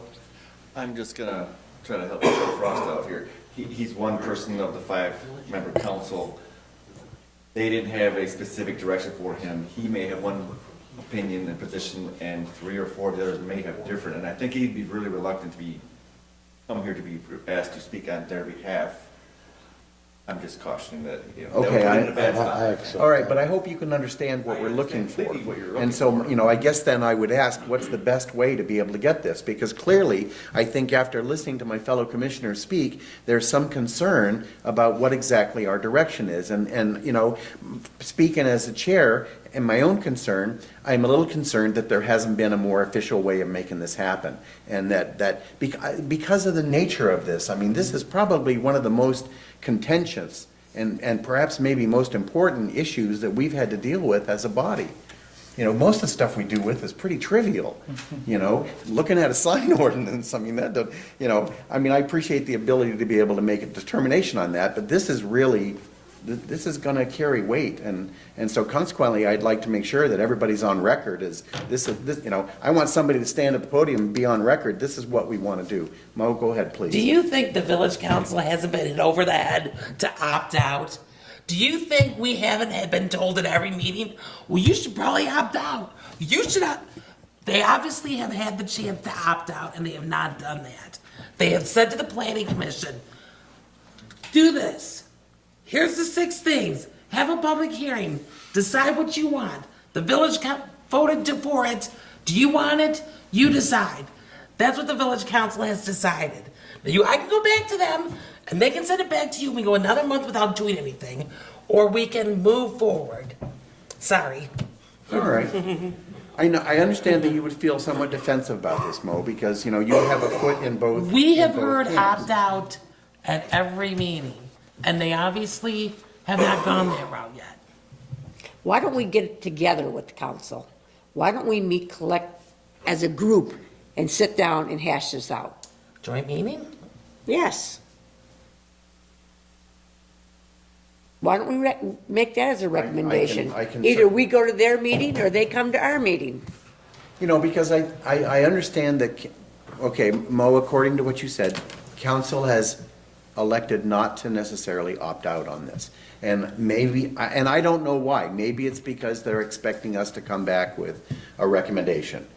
I have to agree. I think Rose has got a good idea. Maybe the best way to handle this is to have a joint session and just talk about this for a little bit. And, if we reach consensus that, yes, this is what we want you to do, go forth and be productive, we'll go forth and be productive.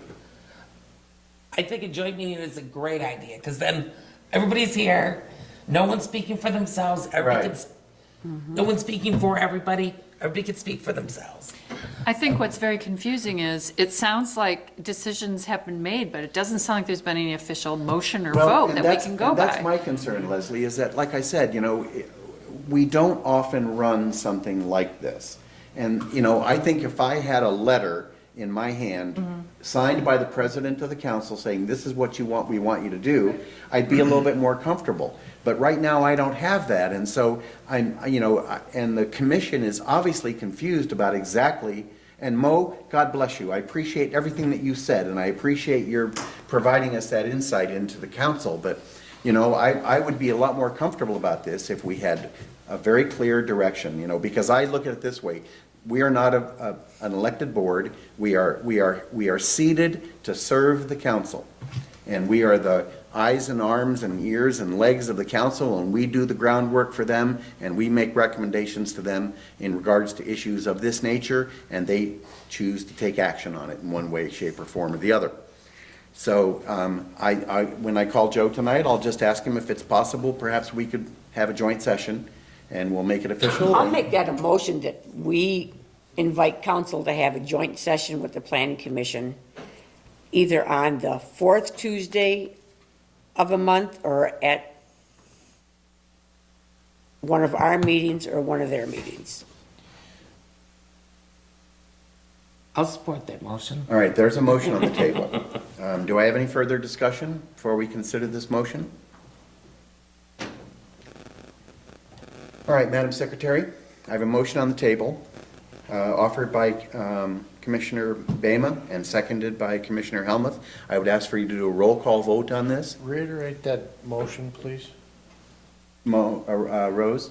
That we invite the village council to have a joint session with the planning commission, either on the fourth Tuesday of a month, because they're currently not having meetings then, or on second or first or third meeting of village council.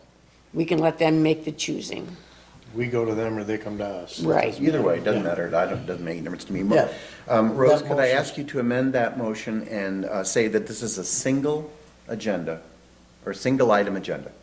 That we're just going to talk about this. We're not going to talk about anything else. We just want to, If it's going to be done with a special meeting, yes. and can I we will do do that that. legally? Have a special meeting? Yes. Yeah, It's public, Yeah. right? yeah. Public, Be a public's regular welcome to meeting. attend. Just post it and. And we don't want to have a, Correct, Madam Secretary? we don't want to have a public hearing in that regard, so. No, it's just the village This is, council. people are welcome to attend and come and listen, but my expectation is this is not open to debate. I just want to have everybody together. I just want to have everybody together to be able to talk about this. Maureen, did you have something? No. Leslie, did you Put have that all something? down. No, I think this is fine. Joe, we're in discussion about this motion. You can please come up if you have something to add at the podium. The fourth Tuesday of this month, which is a week from tonight, does not work, just FYI. Okay. Joe Frost will be out of state on business for the county. We were contemplating doing a workshop that night, and we pushed it off another week for that reason. So that would put us into perhaps your first meeting in April, the 2nd. April But then 2nd. again, to your point, if it's at your regular meeting, you don't want to scope it down where it's just, if perhaps it is the only thing on the agenda. I don't know of anything else coming to that meeting yet. I think the item on the agenda is, Pop. That's it. Smoke it together. It's possible that something else could come to us beyond your agenda at that meeting. And that'll be fine. I hope that this is not something that goes on for 3 hours. I really can't imagine that Okay, it's you have that a motion complex. on the floor, so can we get with We it do. to see if we're going yes, to? Hang on I have for- one more question. Hang on for just a second. I'm in open discussion about this, Rose. I'll come to it. Go ahead, Jack. Well, the meeting that we have with the village council will be the point of, do you want us to opt out or not? That's the question. Because we don't make that determination. Jake, you've asked 500 other questions at this meeting. There's nothing else you want to ask the council? Doesn't matter how many I have, Mo, I think they're all fair. If I have a question, I can ask it. But my I'm question not is, saying you're if the right. village council is the legal entity that sets in place the decision of the voters, they have to tell us what to do.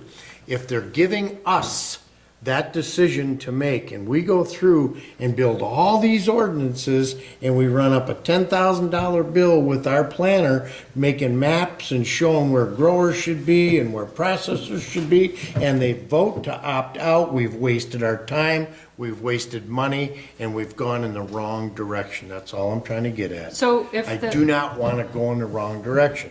If Okay. the joint session's That's well purpose said. were to be specified, instead of just saying we'd like to have a joint session to discuss this, we'd like to have a joint session decision. to determine the direction, if any, that the village council would like the planning commission to take. And I think it would be at a village council meeting that we should be there so that the vote can be taken to direct us. We're not opting out. You guys go work on the ordinances. But if it's a Or- special meeting, they can make that decision that night. Yes, they Yes, can. that's what I said. No, they couldn't make it in here, could they? Yeah. Yeah, If it's a joint session. Special meeting. Decision of the council, Okay. yeah. Leslie, did I see your hand up? I mean, that was all I just wanted to say, if it's, It's a fair if we question, have, yeah. if we have a specific purpose for the meeting that is stated ahead of time, that would be very helpful. Okay. Madam Secretary, well, I'm sorry, can I just make one comment? of course. I would just like, and I know this is gonna be determined possibly by council and not us as far as the date, but the first week in April, I will be on vacation, as I let you know, and I'd really like to be a part of this. So if there's a possibility that we could not have it at that first week, which I think that's just our meeting, it's not the council meeting anyway. All right, That's just my. I will work on that, because I would like for you to be there too, Kelsey. All right, Madam Secretary, I do have a motion on the table, and I would like you to declare a roll call vote for that, if you please. Can I get clarification, was that an amendment from Leslie to include in that motion to determine the direction the planning commission should take? Is that That's what you the- want? That was what I was suggesting. I'm not sure if that's what everyone would like in the motion. Are you good with that? Okay. Yeah, that's fine. Okay. Right, Cook, Yes. Ballard, Yes. Douglas, Yes. Bama, Yes. Helmut, Yes. Pilak. Yes. And Jack? Oh, Jack, I'm sorry, he's leaning back. Yes, Curtis, yes. I wouldn't take that too personally. All right, good, that motion carried. Thank you very much for offering that, Ms. Rose, I'm grateful for that. All right, we'll take it from there. Mario, I don't know how you're going to do this. I know. Everybody's going to need a little bit of guidance that night when we meet. And, you know, if we hold a joint session, I don't know who's in charge of that. I don't know if I am or if I don't know if Joe is. But because we're calling it, I'd like to declare that I'm in charge of it. Just so that, you know, I can kind of direct where I want it to go and make sure that everybody hears my point of view. Good luck with it. Boy, I heard crickets on that one. And the attorney and the planner should be. Yeah, that, you know, and that's all good. And of course, Mario, you've been intended, Joe, I'd like to have you there if you can. But if we could sort of set the scope of what it is we're trying to accomplish, you know, we'll talk a little bit about the challenges that we have faced here tonight and the goal of what we try to achieve. And, you know, give everybody a chance to say their piece and hopefully we can get it done in fairly short order. But, you know, of course, one thing I'd like to consider is if we could schedule if we could schedule a time when Kelsey's gonna be here, that would be great, because, you know, a full commission would, and a full council would be good also, so, Perhaps your third Tuesday then. okay, I Yeah, I'm understand. going to actually be. And so in spite of that, I think then we're probably not prepared to take any action tonight in regards to either a moratorium or opting out. And we're just gonna let this ride for a bit and I guess hope that nobody decides to set up shop today or tomorrow. Yeah, I agree. And I think, first thing, to focus the joint session, if the council wishes to have one, probably yourself and Joe could go back and forth on setting up an agenda with specific talking points similar to the handout we had here. So it's just so the two chairs can set up the agenda possibly. Just so that way, once again, it's focused, trying Sure. to focus and limit the hours that we're going to spend.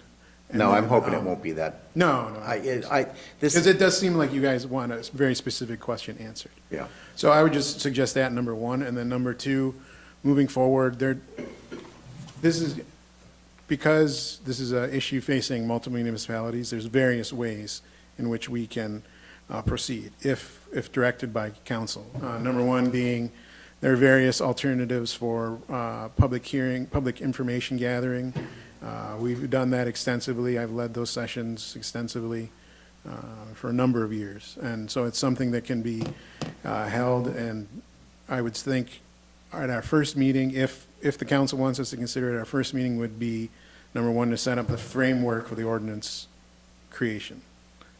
Just so, to give you a glimpse of the fact that I do agree, it could go in so many different directions. I think having agendas for every meeting and staying on task Right. is the way we'll get through this. I appreciate that. And then also occasional reminders of, the planning commission's authority versus the council is the one that opts in and opts out and that side of the situation. Right.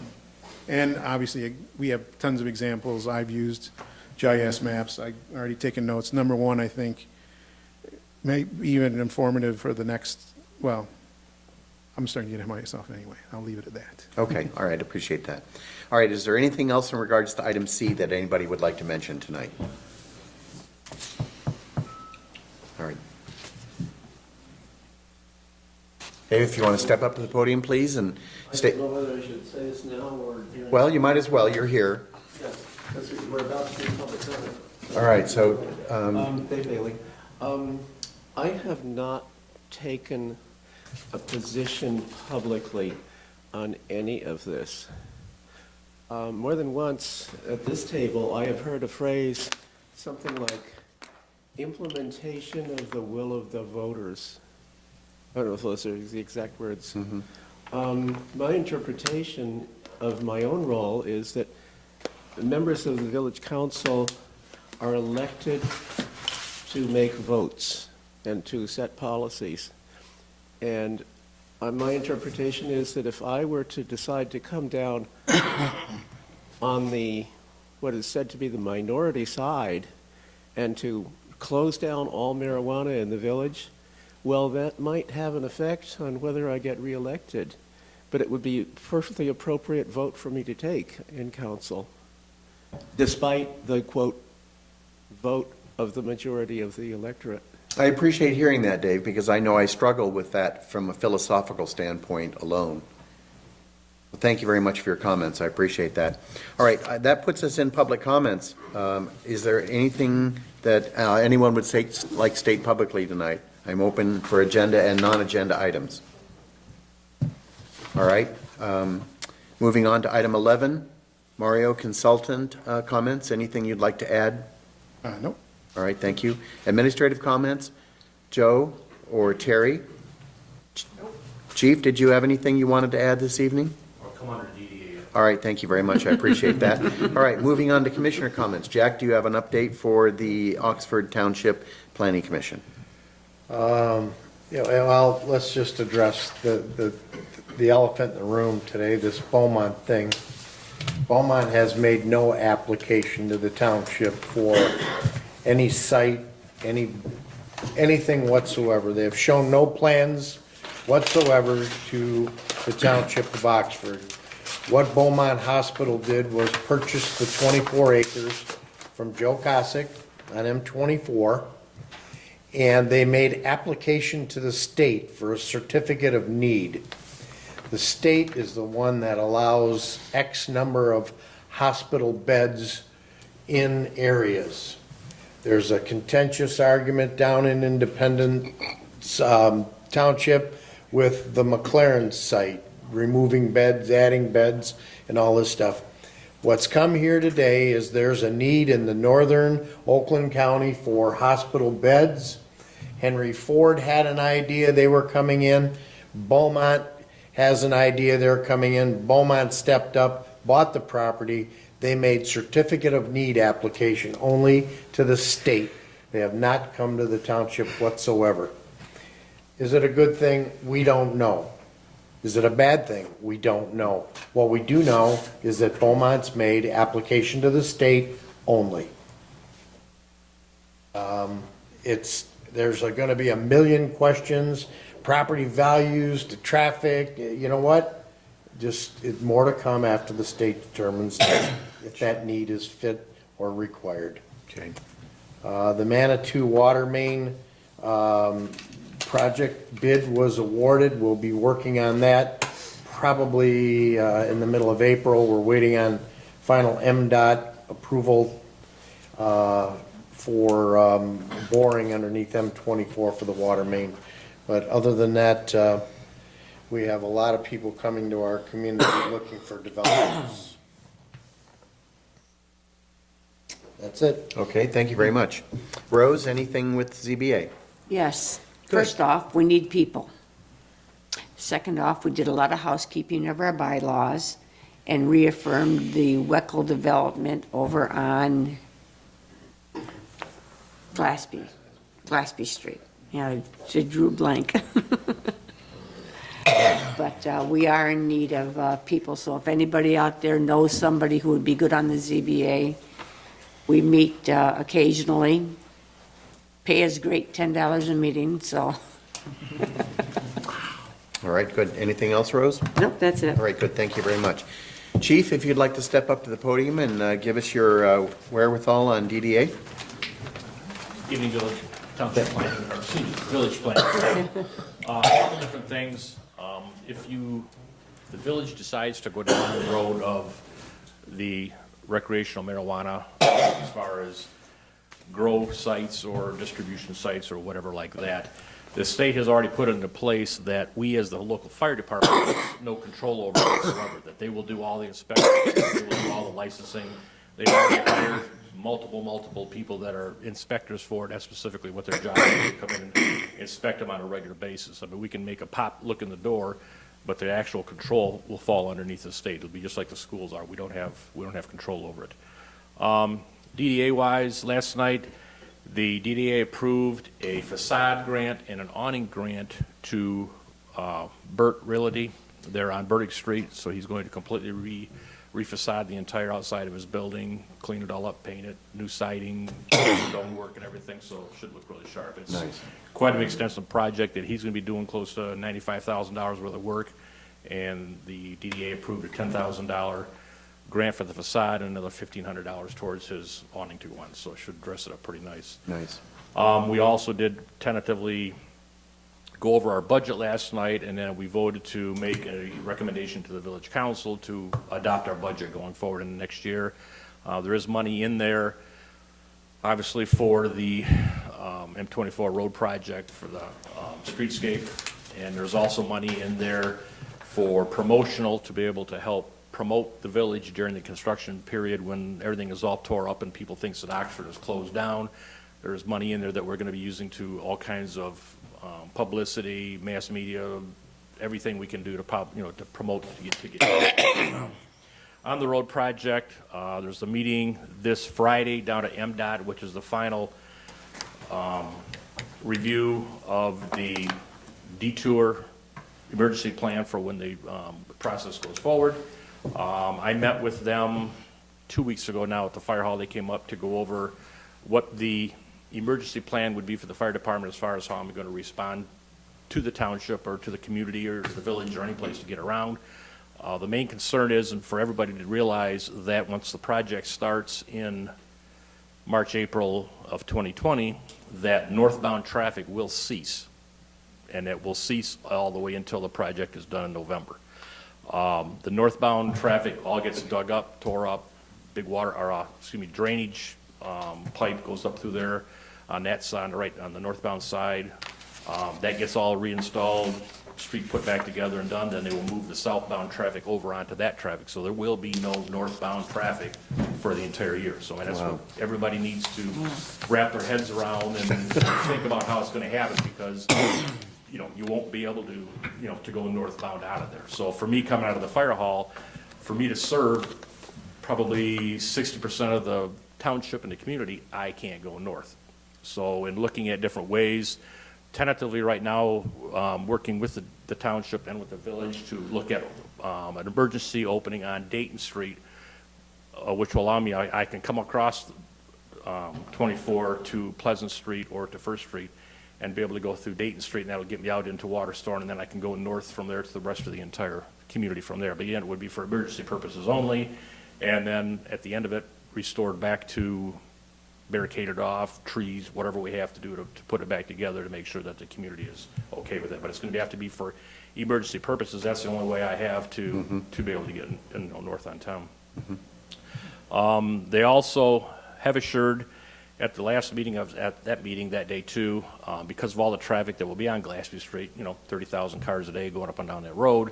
Road's already in rough shape from roughly the Pollyant Trail south all the way to Drainer Road. It's already getting potholed and tore up and whatever, and it will not hold up to the traffic. MDOT realizes that. AECom, their engineer, already realizes that, so they're also looking at probably going in at the end of this year and doing what they're called a skip patch, like they did on 24 here this past year, where they'll go through and mill and grind out the bad areas, resurface that area so that it holds up for the entire 2020 year. And then in 2021, after the project is done, coming back through, milling the entire thing from M24 on Ray Road all the way down to Drainer Road, milling it, and then resurfacing that entire road. So it'll be a brand new road for Ray Road, for North Oxford, for Glassby, all the way down through there. Sure.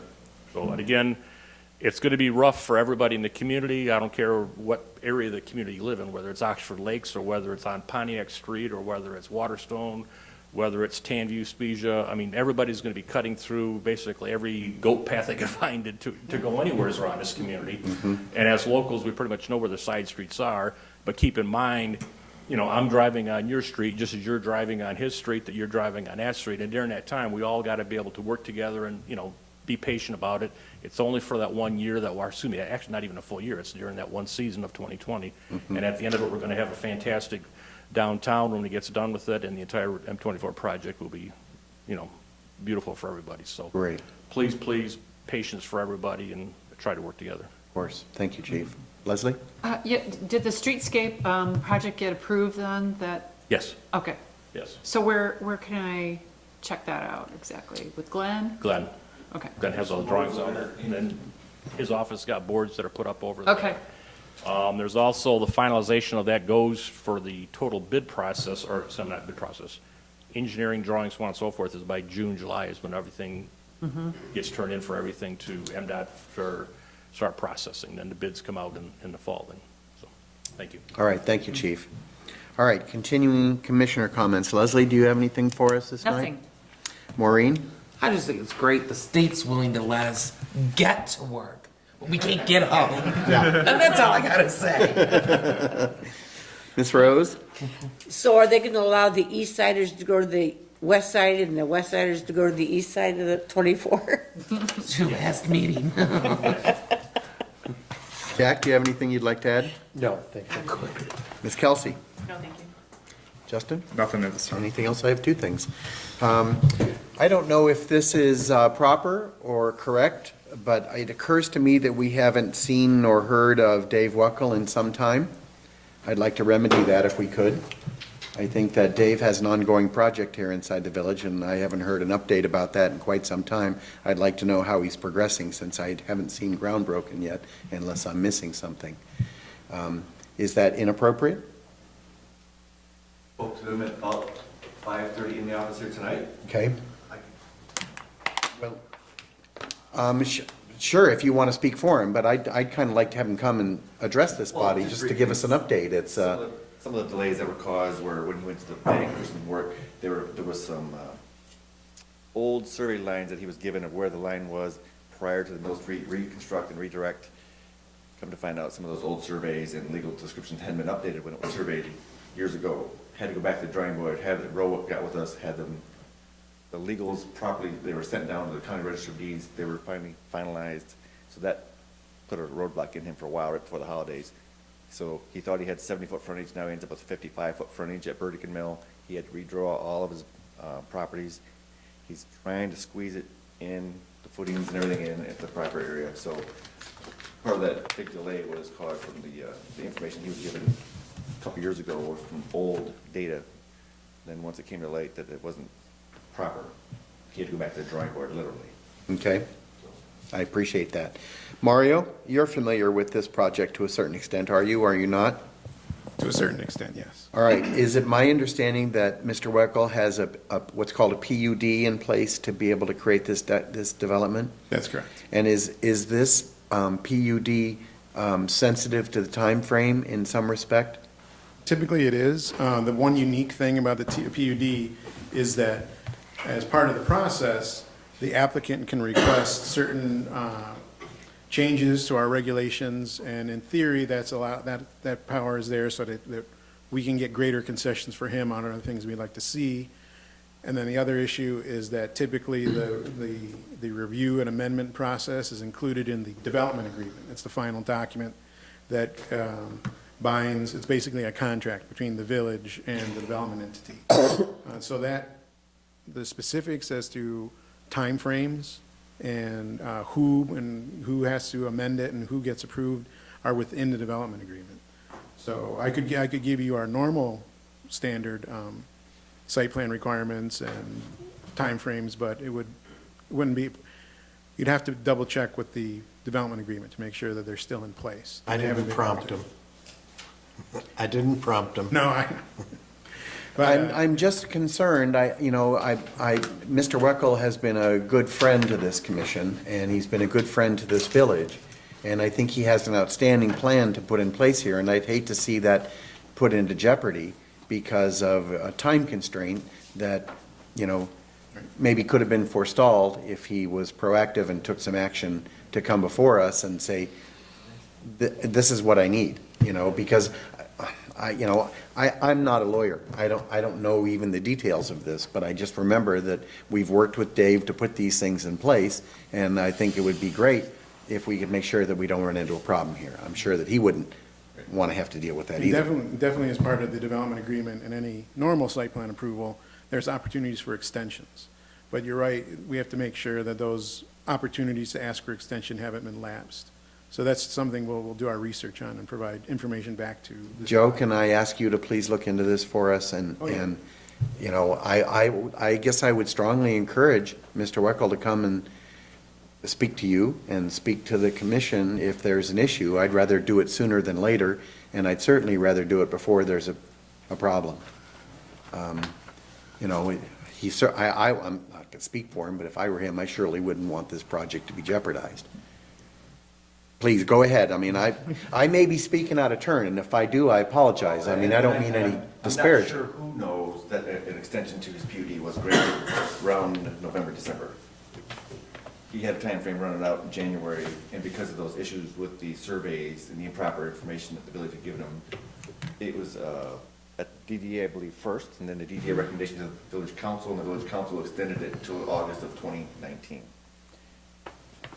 Not knowing the genesis and all of the Fantastic. frameworks in there, I wasn't sure. I assumed that was the proper process. There's been questions whether that should have came here first. I can't. I never heard about it, so, this is all news to me.